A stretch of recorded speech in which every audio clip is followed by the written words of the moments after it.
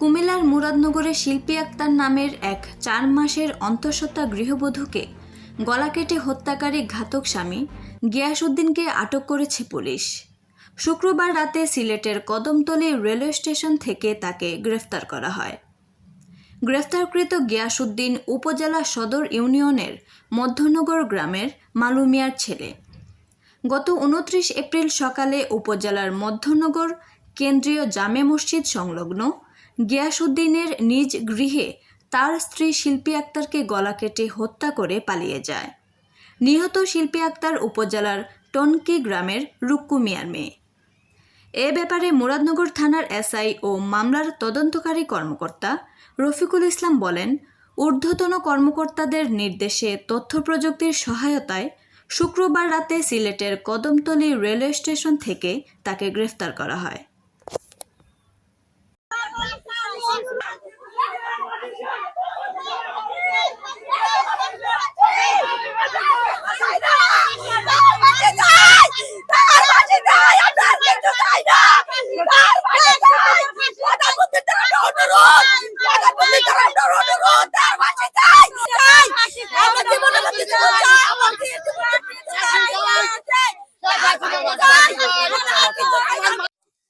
চার মাসের গর্ভিত ছিলাম, বাচ্চা ছিল পেটে। বাচ্চারা সহকারে আমরা মেয়েরে কুবাইয়া মারছে। আমরা তার ফাঁসি চাই, প্রধানমন্ত্রীর দ্বারা আমরা অনুরোধ।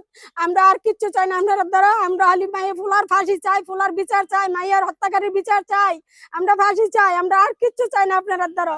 জড়িত আছে এর মা বাপ সব জড়িত আছে। একজনে মারতে পারছে না, একজনে মারতে পারছে না। ফাঁসি দিয়ে লাগতে রক্ত পড়ছে দিকে বেড়াটির মধ্যে কুবাইয়া লাইতে ফাঁসি লাগতে দিকে ফাঁসির ভাঙ্গে তুই লাগছে, বট্টি হালা লাগছে মাইরা। গলাটির মধ্যে কুবাইছে, গলাটি কুবাইছে, হাতরি কুবাইছে, পাটি ভাঙ্গে লাগছে, ভাঙ্গে বট্টি হালা লাগছে রক্তের মধ্যে। আমরা কি দেখলাম? আমরা তার ফাঁসি চাই, আমরা তার ফাঁসি চাই। এটা যে 3-4 মাস ধরে 5 লক্ষ টাকা দিতাম, 5 লক্ষ টাকা দিতাম। এটা নিয়ে তার গ্যাঞ্জাম আমার মায়ের দোষ। ওই দিন শুক্রবারে গেছে নাই, তার বাবা নাই ওর আনছে আইন না, সেটা সোমবারে আমার মায়েরকে গলা কাটটা হত্যা করছে। হয়তো একজনে আমার মায়ের সাথে জুড়ে পারতো না, 2-3 জনে মিললে আমার মায়ের হত্যা করছে।